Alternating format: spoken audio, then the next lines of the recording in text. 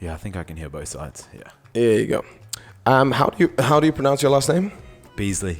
Beasley. Yeah. Mr. Beasley. Beasley. Mr. Beasley, please come to the counter.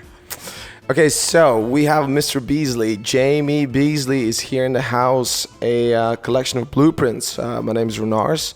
And so Jamie was nice enough to say, okay, I'm going to come over. Let's see what's going to happen here. He's quite nervous, which I said, you shouldn't be nervous. So thank you so much for being here, my man. All good, right? We met in Brazilian Jiu-Jitsu training. And we both are white belts still. And we were just discussing how tough is the journey. And Jamie is personal trainer and also a guru in diets and stuff. But I'm not going to say more. He's going to tell us more. But before we get into what you do now, can you tell me where you're from, where you were raised, a little bit about your school, about your family? All right. Pleasure to be on the show, man. Nice one. Cheers, bud. Yeah, so my name's Jamie. I am from Australia. I've been abroad for... This is my 5th year, I think, going into the 6th year. Sort of lose track now. I'm a bit of a gypsy, man. Like, it's hard for me to tell you where I'm from in Australia. Like, when people ask, I sort of feel like a fraud if I say one place. I've lived in 4 different states in Australia. So, like, yeah, I've, done 10 years on one side, 10 years on the other, a few years here, a year there. So... I like how you say, like, an ex-con, I've done 10 years in this place, 10 years in that place. I've escaped 5 years ago. There's no way they allow you to get in the prison with that cute smile. Yeah. You're too cute. You're not allowed to come here. Wouldn't survive, man. Yeah, so originally from Australia. Before I came abroad, I was on the West Coast, where I was working in oil and gas. Oh, shit. Yeah. What did you do? I started as a labourer and then trade assistant. Then moved into cryogenic lagging. So by the end of it, I was working offshore on a rig for 3 weeks on, 3 weeks off, just keeping pipes hot and cold. But before that, tell me about your high school. About where did you go to school? Where was which state was that, and which city? So primary school, I was on the West Coast, and then high school, I was on the East Coast in New South Wales. And the West Coast is what city is that? That's Perth. Perth. Yeah. Oh, you hear a lot about things about Perth. Yeah. Apparently, it's like a really gangster kind of place. It's like, not gangster, or something like, where do you don't want to go in Australia? You don't want to go to Perth. That's what I heard. I don't know. No. Now, Perth's good. It's just quiet. Oh, okay. Like so there's not much going on, basically. Yeah. Oh, okay. If you wanted more of an upbeat lifestyle, definitely the East Coast. West Coast, like Perth, is cool, but it's like a country city. So, super chilled. Be a good spot to raise a family kind of thing. Oh, really? Okay. In my opinion. I could be wrong. There could be like a dark side, the gangster side that I never see. But so that means how old you were when you moved away from Perth?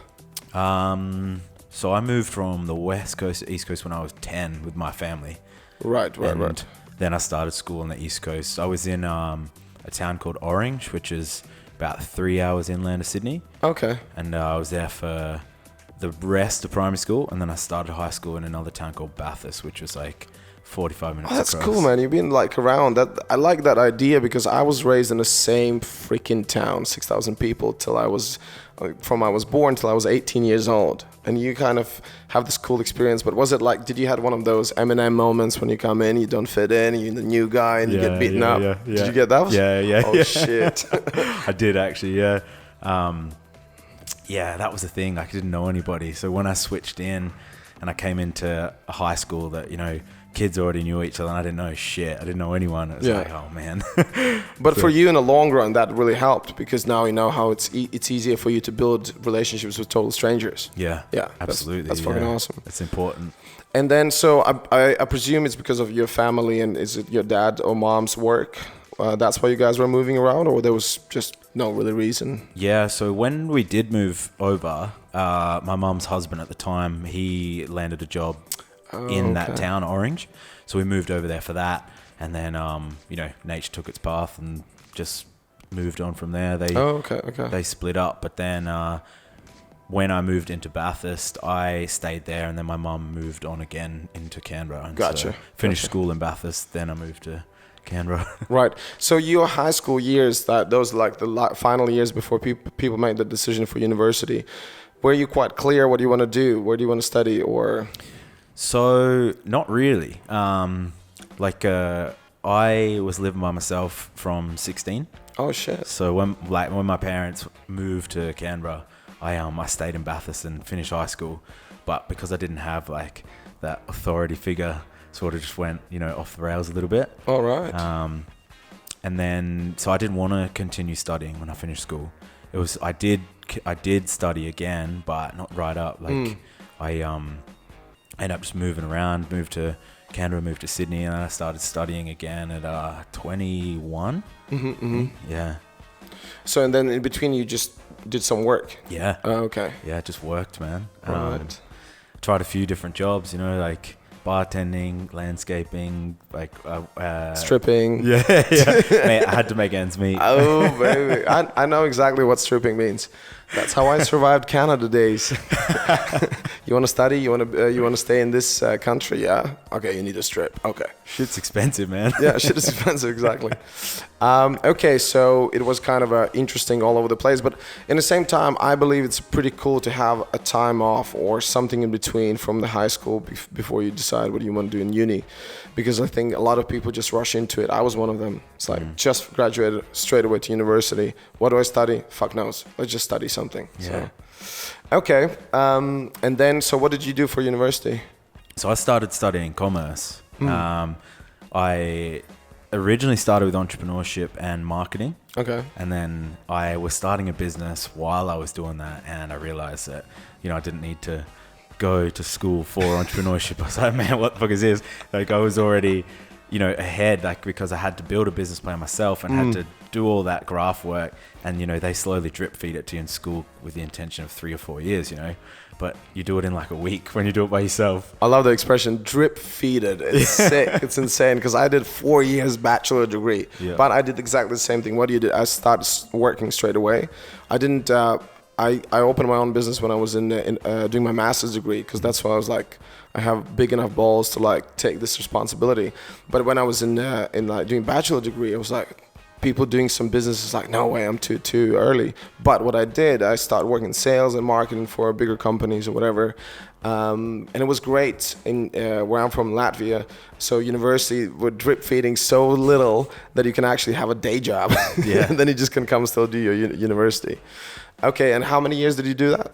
That was 1.5 years. And you didn't graduate, obviously, because you're like, fuck this. Yeah, I was like, fuck this, man. Like, I liked the idea of commerce because I wanted to learn what to do with money, right? But it didn't really teach me that. Like, you know, I ended up switching out of entrepreneurship and marketing into finance and accounting. So I thought that might be a bit more, teach me how to, you know, what to do with money, because there was none of that. It's just so much money, you don't know what to do with it. Yeah, man. It's like, how many houses do I want to buy this week? You and your problems. I was like, do I have enough money to get home for this weekend? He's like, I have just so much money, I don't know what to do with it. Australians, yeah. Here you go, different types of lives. Okay, so what about you? So you said your mom divorced with your father quite early age. So you still had a relationship with your father or not really? I don't actually know my dad. No shit. Yeah, like I mean, I know who he is. I know where he is, but he he bounced on me and my mom when I was like 2 months old. Oh shit. So I don't know. Yeah, I never met the guy. Do you ever have these feelings like I would like to see him, just have a chat?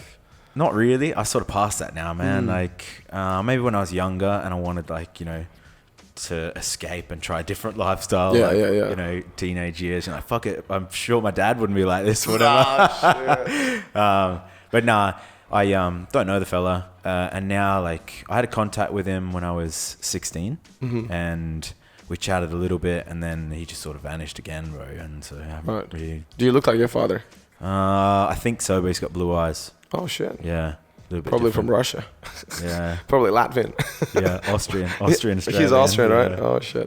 Mixture. And then, so with your mom, you close? How's your relationship with your mom? Yeah, good. It wouldn't be like your typical family, like you know, in each other's business all the time. But like, my mom knows everything. Like, I'd always call her up at any point, and like, nice. she'd be the one I talk And she to. supports you. Yeah.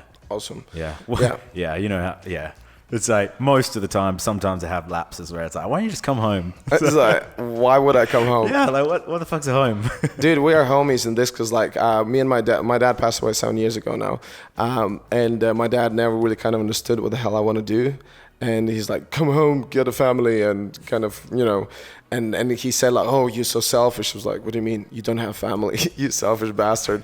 So it's obviously like he lived through that. He couldn't do things what he wanted to, and then he settled down, and now he's like, you asshole. But my mom, she always said like, just follow your dreams. Yeah. She's a journalist who's like all like flowers in her head, and she just reads a lot of books, and she just follow your dreams as long as you're happy. Now she doesn't even know what the hell I'm doing. Stop doing stand-up comedy. Yeah, I'm living a dream, Mom. Big catch up next time. Exactly. So, okay, that's the story of you, where you were raised. And you said you traveled a lot in last 4 years, you said? 4 or 6 years? Yeah, not to a lot of locations, but I've just been abroad for the past 5 years. So when I left Australia, I went into Phuket. Phuket, which is in Thailand. So those who don't know. Yeah, and mate, sick spot. Three amazing wakeboard parks. A lot of fat Russians lying on the beaches in Phuket. Yeah, true, right? Man, tanning. It's just like, where is my bear? Give me more beer. It's fucking insane.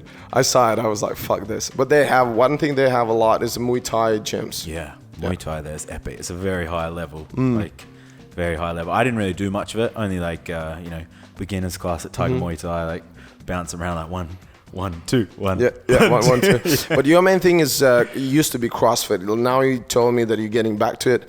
So did you do CrossFit in Phuket as well, or? That's where it started for me. Okay. So I started CrossFit about 4.5 years ago, and man, like what a journey it has been in those past 4.5 years. Like, you know, you hear stories of sport really transforming people's lives at a high level. And although I was never at an elite level CrossFit, I still got to experience and do so much cool shit, man. Just more so through the coaching aspect as well. And I'd started the coaching in Phuket. When I rocked up there, I was still like, you know, bro splits and bodybuilding, like kind of deal. Like I wasn't competing in that, but that was the methodology. What's bro splits? Like, what the fuck's that? Like back day, arm day, chest day. God. Yeah. Mate, everyone starts there. Come on. Dude, it's one of those things. I mean, I have so many questions about CrossFit, and this is awesome. Jamie is the first one who's gonna kind of hopefully lighten me more into that. But like when you said about the bro splits, about like, oh, I'm so tired, I did my chest today, chest. And it's like, I go to gym, I do everything, but I do martial arts and I do gymnastics. We do everything. We don't fucking do, oh, today I did my toes. Yeah. Just pumping up the vanity. It's just like insane. Okay. CrossFit. So someone who's done gymnastics, some who's seen some weird shit in CrossFit where people get a lot of injuries, do some, you know, also I've been part of the, what they call them, the Bar Brothers. So I used to do like all that muscle ups and all that stuff, that movement, calisthenics. Yeah, here you go. Calisthenics bros. And because I used to do circus performance on a Chinese pole, so I did a lot of human flag stuff. So that was like my main thing. Yeah. I could hold up to like 1 minute 20 seconds, which and the world record at the time was 2 minutes. And that's how I got into that. So. And then anytime we see CrossFit guys, like for example, muscle up is just that ridiculous wiggly thing what they do. Then also one of my things was handstand push-ups. So I can do handstand push-ups on the floor, straight hands, and you just do handstand push-ups. Yep. And then I see the CrossFit people doing handstand push-ups, so I just want to all of these kind of things. It almost feels like, and correct me if I'm wrong, it almost feels like, and maybe it's not all CrossFitters, but maybe some of them, it's like they love to cut corners instead of try to learn how to do it properly. They just kind of, okay, let's do handstand push-ups with the bend, with arched back, and you know, but we can do it. Tell me also about the muscle ups and all that shit. Like, what's the deal there?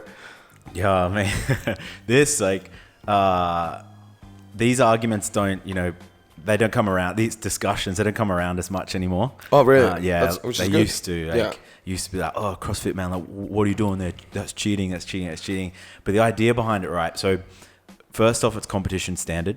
So everyone's going to practice that because that's the standards. So across the board with the kipping, like where it looks like the worm, or it depends. Yeah. The kipping. Do it with the kip. Yeah. If you look at efficient athletes, man, like the kipping, it's nice to watch, but there is a big discrepancy between people who can do it well and people that are just trying to do it, and it gets murdered. That's when people get injured. But the methodology, man, is getting as much work done as fast as possible In a very short period of time. Exactly. Yeah. So if you can do it faster and produce more, power and effort in that shorter period of time by kipping and kicking the legs and using the hips to get yourself over the bar, then that's a result. Like that stems from top level of competition all the way down, and then it gets pushed through the gyms and through the coaching programs, and that's how it's right. Because in the end of the day, I mean, like these bar brothers and everyone who does the outdoor pull-up bar action, this is their standard, and they're comparing with your standard. Oh yeah, they do it wrong, they do it right. Like there's no international or universal standard. Like, so what is the right way to do muscle up? Yeah. One side is going to say this, one side is going to say that. Which I can agree. When you do the kipping and when you do your legs and use your hips, yes, you do involve more of the body. Because you look at some of the guys who do outdoor training bars, the upper body is insane, but there's like legs non-existing. Wearing pants. Yeah, exactly. Okay. So, and for you, what was how did you get hooked into that? Man, so I was fortunate enough the gym I first started working in, man, it was like a fitness mecca destination. Like people wanted to go there. So that was in Phuket, was it? Yeah. So people What's the name of the gym? Titan Fitness. Titan Fitness. I think I actually saw it, but then I saw how much was it. I was like, fuck, I'm not going there. Oh man, yeah, the prices out there are wild. Like it's wild. I actually matched with a girl on Tinder who was from there. She was like, her one leg was bigger than my both, and I was like, and she's like, yeah, I'm doing Titan, I'm doing this CrossFit. And it's like, good, have fun, bye. Yeah, see you later. User not found. So there's like this mecca, man, because it was in such demand. You had a lot of high caliber coaches coming through, and in turn they were good athletes as well. Not that a good athlete makes a good coach, but in this case it was that's how it was. And there was this big Swedish motherfucker. He looked like Thor, man. Like he's a big fella, and he's a bit older. He's like 42 or 43. I would have met him at like 40. Anyway. He was like a top level guy working in teams for CrossFit. What's his name? Lester. Lester. Yeah, Lester's like white name. It's like Ricard, Swedish fella. And he took me under his wing. I saw this big guy, bro. I was sat in the kitchen. It was like a kitchen attached to the gym. Eating your muffins. Yeah. I was eating like watermelon, bro. Watermelon. And I was sat there and I was like watching this big fella just swing around on the rings, and then he comes down. And then he at the time I didn't know what it was, right? And he flings a barbell around. He's doing like a snatch, and then he runs over to the rig and he starts doing like kipping pull-up or butterfly pull-ups. And I'm just like sat there in awe. I'm like, how the fuck is this massive fella doing that? I was like, and what is he doing? And I sat there looking like an idiot. And he comes over and he's like, "You the new coach?" I'm like, "Yeah." He's like, "What kind of training do you do?" And I'm like, just a bit of bodybuilding kind of stuff, like hypertrophy and a little bit of strength here and there. He's like, "Okay." And I was like, what were you doing, man? I was like, what the fuck was that? And he's like, CrossFit. And I was like, okay. Oh shit. And that was your first time. And you didn't see like before any videos, nothing? I've seen a bit of it, but like, it's different, man. It was always, every workout is different. So little bits of it that I'd watched in the previous years, they'd be in a pool or they'd be running around, and I'd be like, pushing these pigs and stuff, like depending which year you watch. And so I, didn't really know what was happening. And then he basically said to me, he's like, "Look, I'm about to start a new program next week. Do you want to jump in with me?" And I was like, fuck it. Yeah, all right. And then, so he took me under his wing, and I just sort of tried to mimic what he did and follow this program, which was like a big mistake because this guy had been training for a decade, and I'm trying to jump into 3 hours volume a day. And it's like, but that's how I got into it, man. I just right place at the right time. And yeah. Nice. That is awesome to have a mentor straight away in the bat. Yeah. Because obviously you can start it in the wrong way, and I think with the CrossFit, the worst one is just people see some like very high level competitions, and they're like, yeah, I can do that. Yeah, I'll just do that. Because the competitions where they have, again, correct me if I'm wrong, but I think in States they have the biggest ones. Yeah. And it's just insane. Like, I don't know exactly what states they do this, how often they do this, but when you just YouTube CrossFit competitions, some of them come up and it's like these men and women, like build like titans, they do that shit. It's insane. And it's like things what I remember is like climbing the rope, doing the deadlifts and then doing handstand push-ups and all that shit. And it does sparks that little kind of like, oh, I wonder if I would be good at it, because they compete like right in front of you, who's going to be faster, who can do this better. And it's for me, it's like, all the jokes aside, I was actually considering maybe that's something what I could do. But I think for me, the biggest reason why I wouldn't do it, because I don't really see much of a practical usage to that. Yep. It's like, in a sense, if that would be combination, like I do martial arts mainly, if that I can see that I get the benefits doing my martial arts, which I'm pretty sure that, yes, if you do CrossFit, you're a strong man. So like if we do BJJ and do other martial arts, that it can actually help. But just do it by itself, like I saw a couple times the guys were training when I used to do free running in gym in London called Chain Store. They were like a little corner for the CrossFit people. And there was this girl who was in the best shape. Just everything is ripped. It was like insane. Abs on abs. And she actually said afterwards, like, I have like some kind of a condition. So she doesn't get any fat ever. She gets super skinny and lose all the muscle, but she basically never can build fat. Okay. And I was like, oh, okay. And then they were just in that corner doing the bicycle or doing that and over and just sweating their balls off. But you see that, but at the same time, for me, is more value if you can do a free running and you know how to do jump all over the wall and whatever, which is more kind of practical and maybe also, for like what I do as a stunt performer. Okay, we're going to have a little break now and we're going to return back to the CrossFit. There you go. So we took a little break and we back to talking about CrossFit with Jamie. Hola. It was just so lovely to come over and we actually did BJJ together today, and it was funny. Like after the session, it was like, how was it? Well, I still understand that I don't understand fuck all. I'm like, I've been going 2 months more than Jamie. Was like, oh yeah, I'm actually pretty good. I already know what the fuck's going on. Can see my first stripe coming. Exactly. Okay, going back to CrossFit. So, some of the things like, where do you think some of the workout stuff is coming from? Seeing that they're using some gymnastic stuff, they're using rings, they're using shitty handstands, but at the same time, as I said, instead of like not doing handstands at all, they do against the wall, and why not? And do you think it's ever gonna get to the level where they're okay? Let's do perfect handstand and do perfect handstand push-ups. Maybe not. Like there's been spin-offs. It was like Grid. I can't remember the name of it. It's like a hectic CrossFit. I don't know if this is real, but it looks like they've just let steroids go, and they're letting CrossFit go. Like it's a different competition away from CrossFit, and they do shit like that. Like they'd be walking on their hands, stop to a station, like an ab mat, boom, boom, boom, boom, boom, handstand push-ups, freestanding, back up, and we'll keep walking. But as far as like CrossFit, the like proper standards or the competition that hasn't been in there yet. They did have a freestanding handstand for as long as you could do recently in, I think it was in the Open. Oh, that's cool. That's cool. Last year. Or maybe it might have been a road competition. But yeah, just freestanding and but you're allowed to walk around. So you had like a square. You had a square, and then you just have to stay inside of that. And there was, I think the longest hold was like a split leg. So it's like this, and just one leg this way, one leg the other way. Yeah. And do you know the time? How long was it? No, I'd be lying if I told you, but I want to say 3 minutes, but I'm not sure. That's not bad.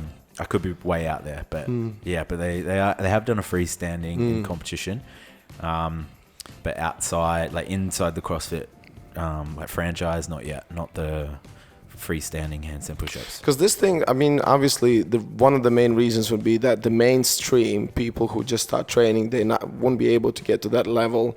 You know, that's pretty much a decade of training to get a good enough handstand to walk and to do the push-ups with the freestanding.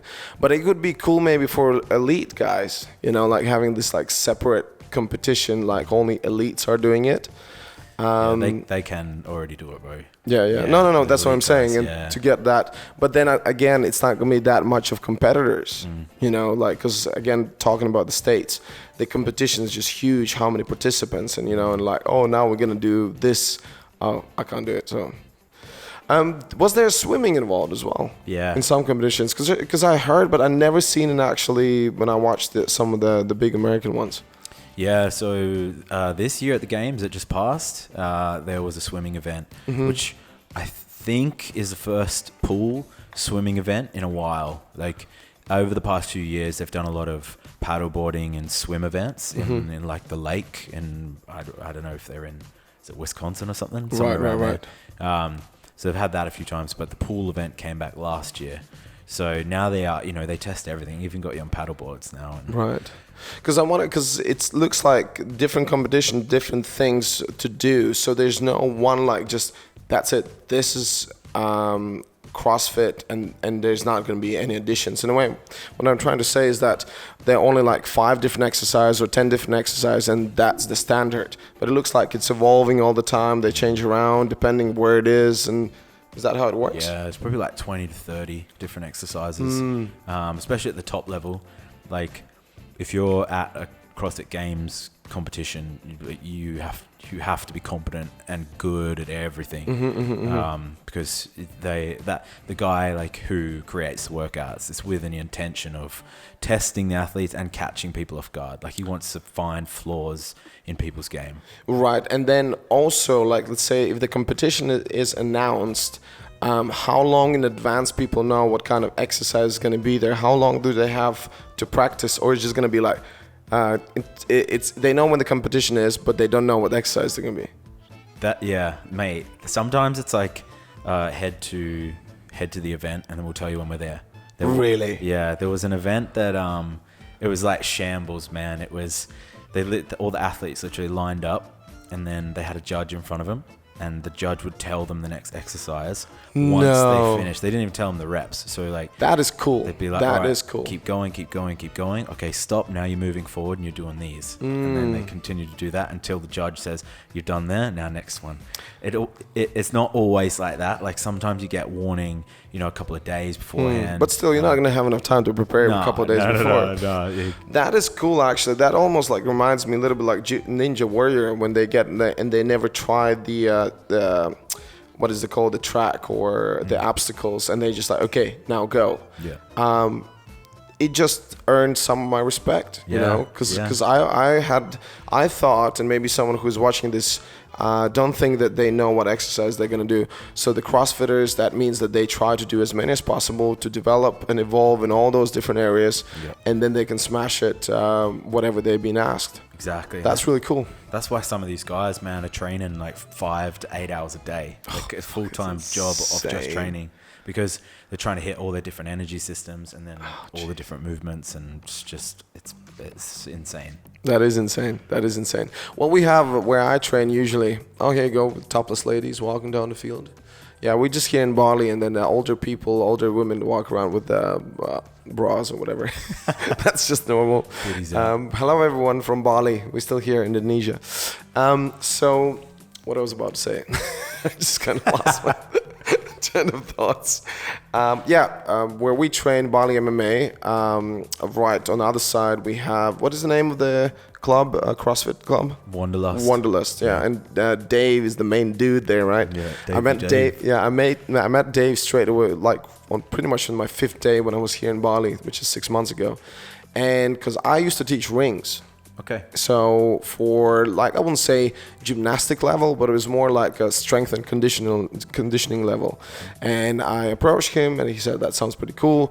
But at the same time, we're like, I was not sure when I'm leaving, and I was like, oh, probably gonna leave in months or 2 months, and also it's all the work permits and all that shit. Yeah. So I didn't really kind of pursue it, but we stayed pretty just kind of in touch with Dave. One time we got stuck in Immigrasi. We were waiting for 2 hours for our passports to get checked or whatever, to get extension. Yeah. And he just kind of stuck with me. I was like, can we do podcast now? So yeah, and talking to Dave is quite interesting. Like his journey as well. He's from States originally, isn't he? Yeah. This guy's insane. Every time you see his posts, it's like they're doing some crazy stuff. So how long you been in Bali now? Let's rewind a little bit back. So you lived in Phuket. How long was that? I was in Phuket for 2 years. For 2 years straight. 2 years. Yeah. Right, and then so that's where you fell in love with CrossFit. Yeah, man. Awesome. And then what was next? Then I moved from Phuket into Abu Dhabi. Nice. In the UAE. And so I was coaching in Phuket and then moved to Abu Dhabi to coach. And I was coaching in the UAE for 2.5 years. Right. And then I came to Bali in February this year. Right. So, and then you came to Bali in February this year. That is, how long is that? That's half a year almost? No, that's more. 3 months? 3. Oh, no, it's just 3 months. Yeah, 3 months. Yeah. I've been longer here. I'm OG. I mean, I here from December last year. Fuck. You're a vet. Yeah, I'm a vet. Yeah, I got here right before when they closed the borders. Okay. Yeah, I missed that. I was so lucky. Yeah. Okay. And well, let's talk about your training. What kind of training do you do? What is it different about it? And how long you've been doing it now? So I first started training when I was like 16. Okay. And that was just your average gym, go in there, not know what the fuck we were doing, and just walk around, like a couple of bicep curls, maybe like a lat pull down or something, and a bit of abs, whatever. No, you were as a coach, or you were just training yourself? This is just training myself. Yeah, but when did you become coach? When did you start teaching other people? That was in Phuket. Oh, okay. Yeah, so getting paid for it. I was doing it leading up to that, working, like helping friends out and just people on site when I was in oil and gas. And then I started doing it as a profession when I was 24. By day, oil and gas. In the evening, personal trainer, Jamie. Call me. It's like personal Here's ad. my card. And I do some exotic dancing as well on the side. After hours. After hours. Bonus. So like when I started doing it and getting paid for it, I initially started as group classes. So it was like a fat camp kind of thing. Right. People would come and do what was called a Body 360, which is just like a HIIT circuit. 45 minutes running around, doing crazy shit, just getting a sweat on, burning calories. And then once I had got the grips of that, and then I started coaching the CrossFit classes, meanwhile doing PT the whole way through. So that was where I sort of excelled. I'm good at coaching CrossFit, but I like the one-on-one a lot more. I like to be able to build relationships with the people one-on-one. Yeah. But my training methodology, like style, started as, bodybuilding, like hypertrophy, and then sort of moved into strength training. Hypertrophy, what is that? Just build muscle. Building muscle, it's called how do you say it? Hypertrophy or hypertrophy, depends where you're from. Hypertrophy, that's from America, I'm guessing. Yeah, depends. I'm doing some hypertrophy. Hello, my name's Arnie. I'm doing some hypertrophy, yeah. Swole is the goal, bro. Oh, shit. I've never heard that. Hypertrophy, the building muscles. Honey, what are you doing? I'm doing hypertrophy. Yeah, hypertrophy day. Hypertrophy, oh, God. Okay. And then that sort of moved into strength training. And then, while I was doing CrossFit myself, then my whole methodology changed. I took the best parts of hypertrophy, like bodybuilding, and how to apply muscle mass to general pop. Right. And then I took the best of strength and conditioning, which is the same thing, always with the intention of general pop, how they could benefit from being stronger and the best way to do that. And then applying all the CrossFit. So because, CrossFit, it did have a bad rap back in the day. It depends who you talk to, still might. And it can be dangerous. Like if you get, 50-year-old Karen doesn't need to be bloody snatching a barbell and walking on a hand. It's like it's unnecessary. So as long as you would draw the line between that coaching methodology and make sure, you give people what they should be doing rather than what they want to do sometimes. But yeah, that would be my training methodology. I was just coaching through hypertrophy, strength training, and then into CrossFit. And depending on what the person wanted to do, I would slot them into the best position and then sort of take them on that road. And now you've been developing your online business, so doing it online. How long have you been doing that? I went online while working face-to-face in October. So I was still coaching group classes and one-on-one PT until January. Mm-hmm. And then I was building my online business over that October to January period. And then hit January, I'd resigned in December, finished up my working contract in January, and then completely switched online and shot out to Bali. Nice. And how is it doing an online business? Mate, very good. It's very good. Yeah, awesome. Very good. I thought it was going to be very challenging. It's like, no, it's very good. No, it's awesome. Yeah, I love it actually. Like a big thing, obviously we're in the world's in a bad state and traveling's not, really happening anywhere. But that was the intention, to be able to go online, still do what I love doing, but be able to do it from places that I love being instead of, just staying in the one spot and just sort of get caught up in that rat race. No, 100%. It gives you that freedom of traveling and being anywhere, and hopefully we're going to get back to normal. Yeah. Before we're moving to the next topic, I just wanted to ask you something. Are you religious? No. Okay, then good. Then I can tell you this joke. So we have, I'm not going to steal this joke, not telling who is it coming from, just in case. We have this comedian, Alex. His name's Alex. He's originally from Europe. What country was it? I don't want to lie. But anyways, so he's said, it goes that he's saying basically that Jesus Christ invented CrossFit. Why? Because he was carrying the cross. You don't get it. So Jesus, I get it, but yeah. Okay, I don't know how to do the punchline with this shit, but it's like basically, Jesus Christ was the one who invented CrossFit. He was so good at it. So doing the cross and walking with it. Hold that shit forever. Then fit. Oh shit. Anyways, for those maybe who get it, maybe not. Maybe I don't know how to tell it. Okay, so we talked about CrossFit. We talked about your business, and now I would like to. So we also talked about that we're going to have a chat about the book, but I asked you, and this is one of the things that I'm doing now, I'm asking in advance to my guests about 3 most favorite books and how it kind of, why do you think they're the best ones, and that we could suggest our listeners to maybe look into them as well. What was the first 2 books you mentioned? The Subtle Art of Not Giving a Fuck. Yeah, nice title. And Midnight Library. Yeah, and the third one was the Atomic Habits, which I read also quite recently, and we can talk about Atomic Habits. But before we do that, tell me about those other first 2 books. Okay, so The Subtle Art of Not Giving a Fuck by Mark Manson. The reason it's my favorite book is I wasn't really reading much outside of, like research for my fitness coaching. I wasn't really reading a lot of books up until then, a couple of years ago. And someone told me, it's like, you should read this book. It's there's lots of profanity, like heaps of swear words. You'll love it, and it's an easy read. And I was like, righto. Like I just got to get started. I know once I start, I'll just continue. So I picked up that book and loved it. It's there's a lot of F-bombs in there. And one of my favorite words. I mean, the title is very kind of self-explanatory. Exactly. That's what it's all about. But is there like a very something specific where you can remember that kind of maybe talk to you, or maybe kind of? Yeah. So, like over the past couple of years, I've just sort of gone on a journey myself of not giving a fuck.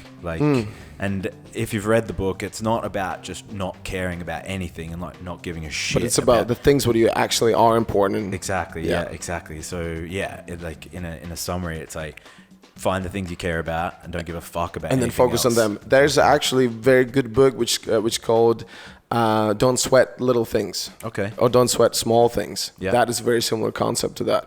Yeah. Cool. Yeah. Sure, Okay. And the second book was? Midnight Library. So I read that when I got here in Bali, actually, and Normally I like to read, like self-help, educational books. Yeah. But you get tired of that shit. Yeah. Like, honestly, because so many of those books are so similar. Okay, you guys covered this already. That's the thing, They get their message across over 300 pages of saying the same shit. Yeah, some books I've started and it's like, oh, mate, this is dead. Yeah. Midnight Library is good because it starts out pretty grim, and it's about this girl who's considering committing suicide because her life's just gone to shit. And then she does try to commit, and she gets into this midnight library, and it's she's in a coma state, whatever, and the midnight library is the idea is each book in the library is a different life. So whilst she's in this midnight library, there's a what do you call the library clerk? Whoever works there in charge of that silence. Yeah, that bitch. Yeah, that lady, the bookkeeper, whatever. Yeah, bookkeeper. She does the bookkeeping. I love that. She's the bookkeeper. So she's in it, and she sort of leads her through this library of potentials, and she puts her into this life. So she's able to go into it, and sort of. Long story short, as she goes across, she just starts to realize that life is still worth living, and there's there's so many outcomes and so many possibilities in your life that the one you're currently in, even though it may seem like it's crushing you and there's no other way out, if you do really try and find another possibility, there's so many other avenues you can go down in life. That's awesome. So yeah, I like that concept. And in this podcast, we already mentioned it when I was doing it with Chris. I mentioned this concept, and Chris fucking hated it. So basically, the concept of when the frog jumps in the milk. So, and some frogs would just give up and they basically drown. But this frog was continuing kind of moving around until it churned into butter. So it's set in the butter and jumped out. Yeah. So I think that story represents that don't give up, work hard, eventually things going to happen, right? But there's the other thing about, there's the other story about this fly which hits against the glass trying to get out. It's fly, bee, wasp, whatever, when they stuck in a house and they just hit against the glass. No matter how hard you're gonna hit and how long you're gonna hit, you're never gonna get through. But what you can try to do is different paths, find a little hole and get out. Yeah. So that's what the book, what you were saying about is there's other options, look for those other options. And I'm gonna patent the story about the fly because I never heard it from anyone before. I just think it's fucking mine. I've been, grew up in a farm and I've seen flies hitting against the window. Not that it's just a farm thing, but here you go. And the third book you mentioned, Atomic Habits. Yeah. And from my perspective, I think it's a really great concept of, like we talk about, so you need to get the good habits. And one of my favorite books is called The 7 Habits of Highly Effective People. So they were Stephen Covey. So he talks about how you can, having these habits instead of religious people have 7 commandments or whatever, that's how they live their life. Yeah. But also that if you have those 7 habits or whatever habits you have, then you can just change it so drastically. But atomic habits is just even little things you change can just make that drastic difference. Yeah. So what was your kind of take on it? It resonated with me a lot because it gave me insight on how I could work with my clients. Because a lot of fitness, yourself, it just comes down to habits. And once you start building on the habits and you create the discipline, then those days where you can't be fucked, you still do it anyway. So I really like the book because I was able to apply, these things to my clients. So how to set yourself up and get rid of shitty habits and, put barriers there. So it's not so easy. And, and then on the other side of that, start the changes you want to make, start putting those clues or those hints right in front of you. And then, the shoes at the door, for example, you have to make the decision to step over them to not try and make that change anymore. So it's like, yeah, I like those little things, man. And Atomic Habits, yeah. I like it. So yeah, they were talking about those little things you put in front of you. I always put chocolate in front of me, so I eat it. Instead of hiding it, it's just there. Yeah. You eat it. So anytime your girlfriend comes by, you always put a condom on a pillow. It's just, that this is the thing we need to do. That's the habit. Yeah, anchoring the environment. Yeah, exactly. Yeah, just put the candles on. Yeah. But I like that book, the way it started. This guy who, basically the story goes, this guy got a very nasty injury playing baseball. And it was a lot of like kind of from all around this environment saying like, oh, you're never going to make it and you're never going to succeed kind of thing. But he was like, habits what he was doing, like going early to bed, doing his extra work on his homework and whatever, and training all the time, training, and he got to the point where he was back in the baseball team and all that. And the thing what happened with him, he was actually smacked in the head with a baseball bat. Did he? I can't remember. Yeah, so that's how it started, the book. Yeah. Okay, so that's about books, and we're gonna take another break, and then the last segment is we're gonna talk about Jamie's blueprint. Start thinking about your blueprint if you have one. Of course, he has. Where do you usually get inspired from? Is it reading, podcasts? You're a big fan of Joe Rogan. I mean, obviously, me too. Yeah. Love Joe Rogan. Any other podcasts you would suggest?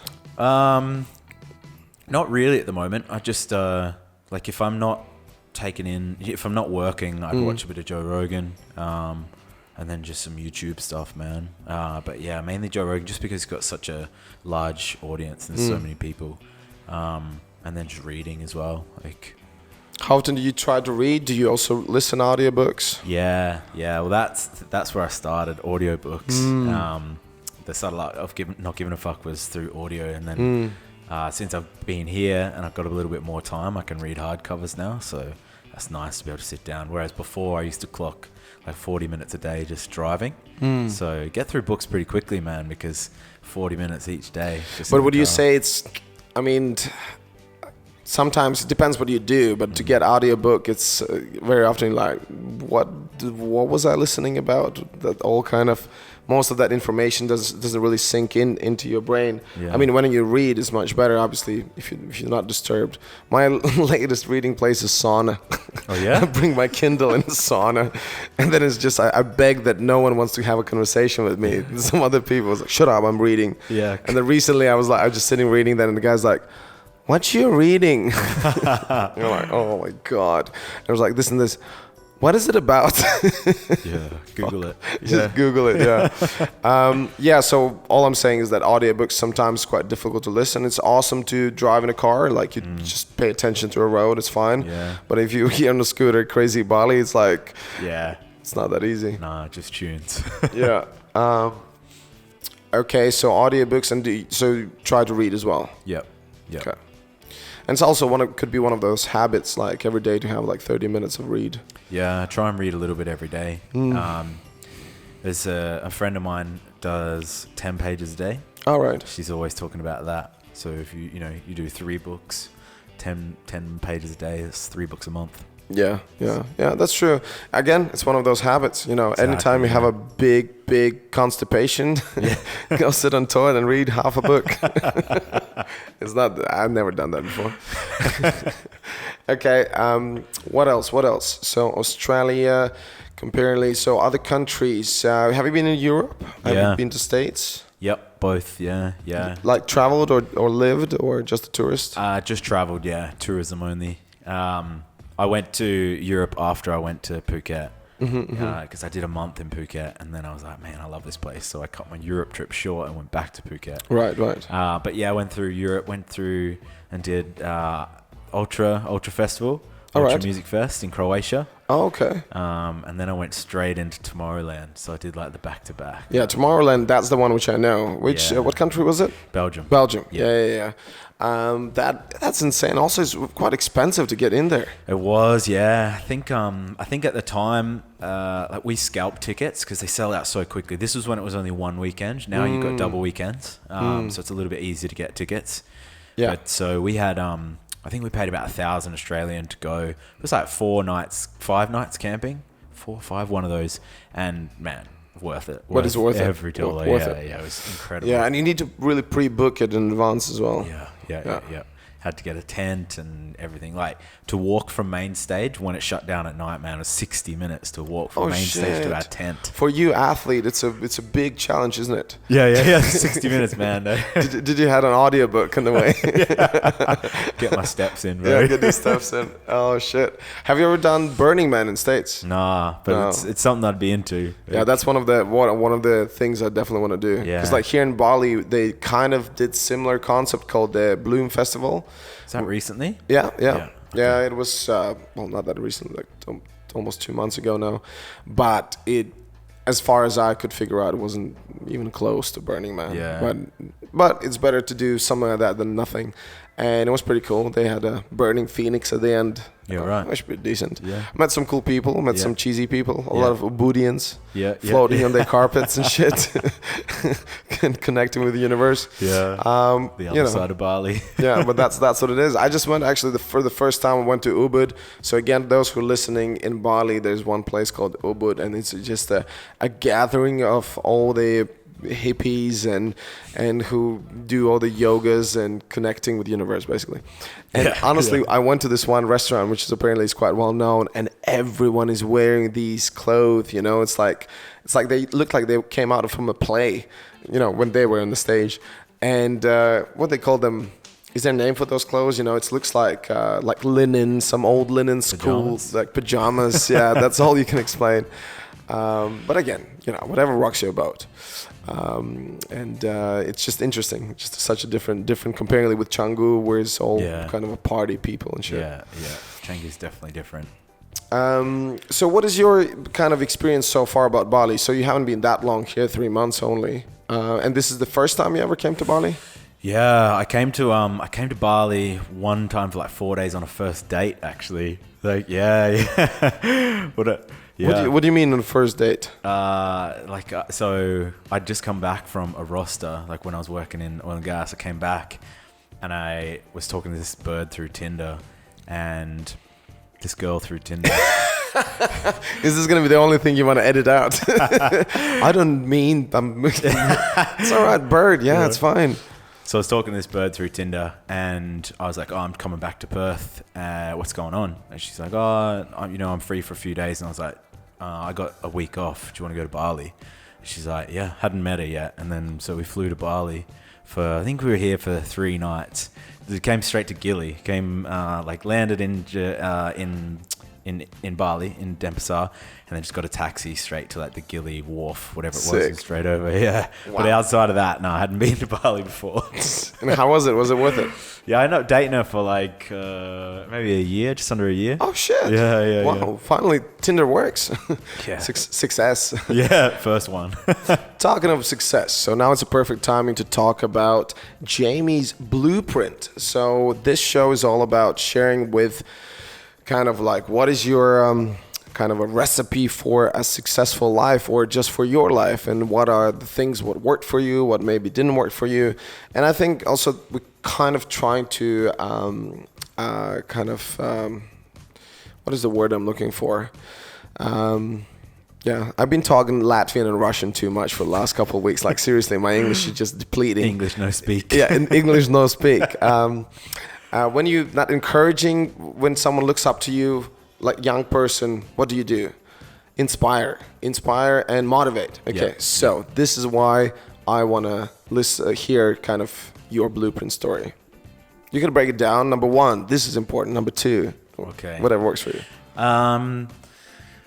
Number 1, like back to that book that I mentioned, man. You know, Subtle Art of Not Giving a Fuck. That's I would say what rings through my head a lot at the moment. And over the past, 6 months, taking the plunge and starting to build my own business and work for myself, it's just not giving a fuck, because there's so much, for my industry as a fitness coach and stuff now, like I have to be in front of cameras. I have to market my product and my coaching, if I want to be online. That's how it is. And so I had to get away from that fear of being in front of the camera and being scrutinized and all that rubbish. And, what I just kept saying through my head was just, don't give a fuck. Yeah.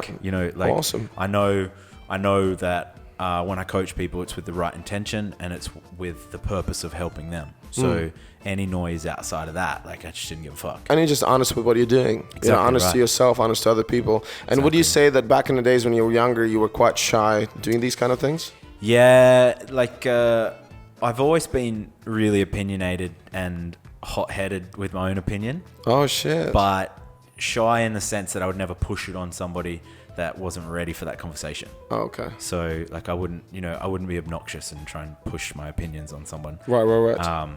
So, like, in that sense, yeah, I'd be shy. But now, like, if somebody comes to me, and they need help with something and I know the answer, then I won't be shy at all. Like, I'll get that person from where they are to the information they need. Yeah, and when I met Jamie for the first time, like, this smiley guy is just like big as a freaking closet. Just like, hey, do you wanna do BJJ with me? It's like, fuck, he's strong. And there was a point where I almost got you in that arm lock, and he just did a biceps curl, and I needed to use my legs just to push it back. So yeah, okay. So the first one, don't give a flying fuck. Second. Okay, so once you've done giving a fuck, then you're now in a position to do the things that you want to do. Like, when you can start to eliminate, social pressure on you should be doing this, you should be doing that, and you can start to step aside from that and focus on doing what you want to do, then, in my personal, experience, that's when you can find happiness and you can start to really construct your own life and do the things that you want to do. And when you start doing those things that you want to do, man, life just opens up and it just keeps turning into this crazy fucking thing. Like, when like, in my opinion, because, I've been on both sides of this coin, and now I'm on, this side, the side where I want to be. But before, when I'm so busy and I've been in the rat race and stuff, man, like, creativity is just crushed. You're so busy, like, working for the man or, just doing whatever society wants you to do.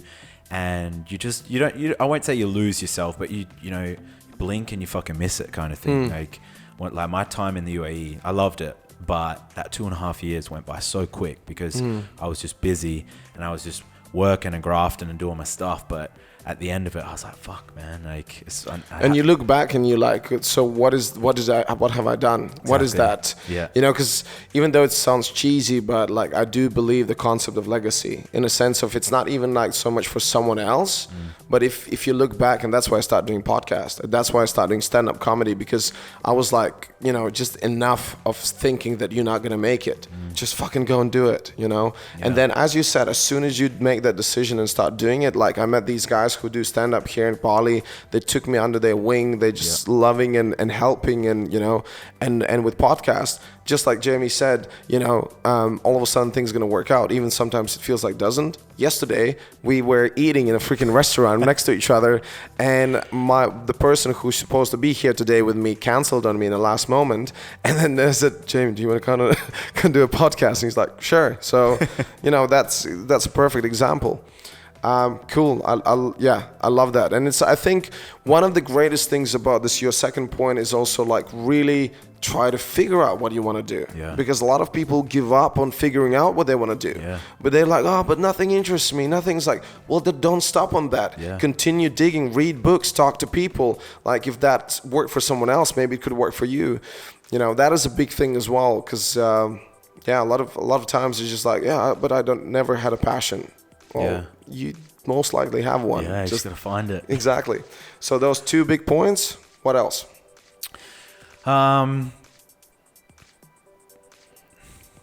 Then just fucking grafting. Then after that, like, the mantra is just work hard. Just be fucking consistent. Like, that's where the atomic habits come in. Yeah. And if you can sort of build back from the bigger picture, like, I'd be lying if I told you sitting here, I know what the big picture is. I don't know what it is yet. I know, like, where I don't want to be, and I know places I want to head towards, but how I get there, I'm not exactly sure yet. But, I sort of just build back from there. And if I work on each day, just try to be a little bit better than yesterday, try and show up, just do that stuff, man. And then, just be consistent. Work Hallelujah, hard. brother.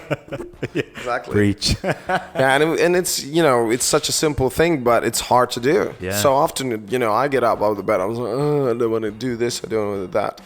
And then, but when you've done it, then you just feel so much better. And it's, It's great shit. Yeah, just keep grinding, keep doing it. But also, like, as well, like, those days where you don't feel like doing shit, like, that's normal as well. Yeah. Like, you know, I think we also have to accept that it's like, take a day off. Exactly, Fuck it, yeah. you know? Everybody has those fucking days. Like, no, if anyone sits there and like, yeah, I'm ready to go all day, every day, forever, they're lying. Like, everyone has, you know, a tougher day. Like, we need balance. Exactly. That's what we need. The rainy days to appreciate the sunshine. Fuck yeah.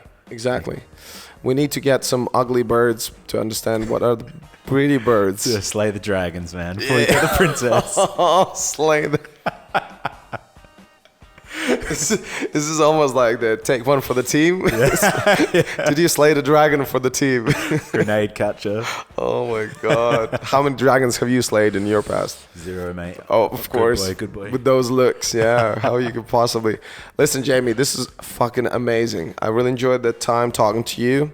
We covered a lot of stuff, you know, and I just want to wish you all the best with your coaching program, and you're going to be soon doing your podcast. Yeah. So I can't wait to be invited as the best guest ever. Yeah, and yeah, dude, awesome. Thank you so much. Cheers, bro. Thank you very much.